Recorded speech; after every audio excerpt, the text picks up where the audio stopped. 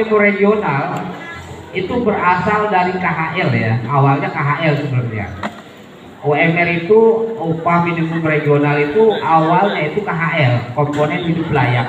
Komponen hidup layak itu begini, saya sedikit mengilustrasikan. Komponen hidup layak ini sehari orang satu orang itu mengkonsumsi makanan dihitung. Misalkan sekali makan kita butuh sekepel nasi, itu harganya berapa.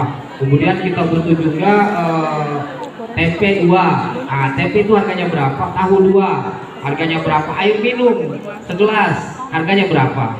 Kemudian itu dikali 3, kemudian dikalikan 30. Nah itu UMR itu hak dasar. Itu komponen hidup layak itu seluruh nutrisi, seluruh apa yang kita konsumsi, yang harus kita konsumsi selama sehari kali 3 kali 30, itu UMR ya.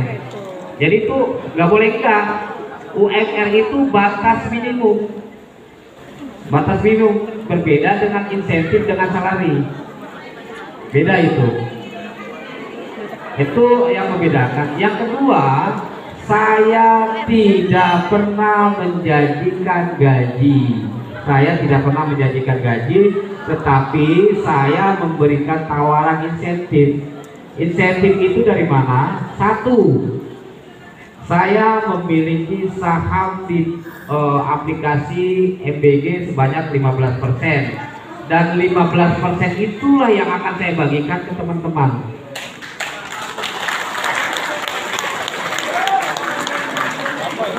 Itu satu. Kedua, ada aplikasi baru yang akan diluncurkan, yaitu aplikasi BRNR dengan KTA digitalnya. Dan saya inginkan porsinya lebih besar. Kalau bisa 80% bagi hasilnya punya kita. Jadi 80% dari saham itu akan saya bagikan ke seluruh anggota BRN secara sama di seluruh Indonesia. Yang ketiga adalah penghasilan dari e-commerce ya. Ayo, makanya saya ingin seluruh teman-teman di PAC, seluruh teman-teman di DPC, ayo manfaatkan e-commerce, itu bisa masukan kita itu. Terus yang keempatnya cash bankpol. Meski kemudian agak rumit, cash bankpol ini begini. Apabila DPC mendapatkan uang kemitraan dari pemerintah, tolong dibagi rata untuk struktur. Kalau bisa jangan ada jatah ke DPW, ke DPP, jangan. Kalau bisa. Jadi misalkan dapat anggap saja tahun itu 120 juta dibagi 12, berarti per bulan 10 juta. Nah, dibagi rata, ambil semua itu hak DPC itu. Di DPW pun begitu. Jadi itulah cara kita memberikan nafkah kepada teman-teman kita di struktur. Ambil itu. DPP punya bagiannya sendiri. DPP akan dapat dana kemitraannya sendiri. Jadi tidak usah DPP mengintervensi DPW. DPP pun tidak boleh mengintervensi keuangan dari DPC, tidak boleh. Ini yang kemarin saya agak beda dengan struktural DPP. Struktural DPP kemarin itu menginginkan seluruh uang masuk ke DPC, seluruh uang masuk ke DPW itu diakumulasi, dikumpulkan di DPP. Itu yang saya nggak suka. Saya bersikeras bahwa DPC punya haknya, DPW punya haknya, dan tidak bisa diintervensi oleh DPP.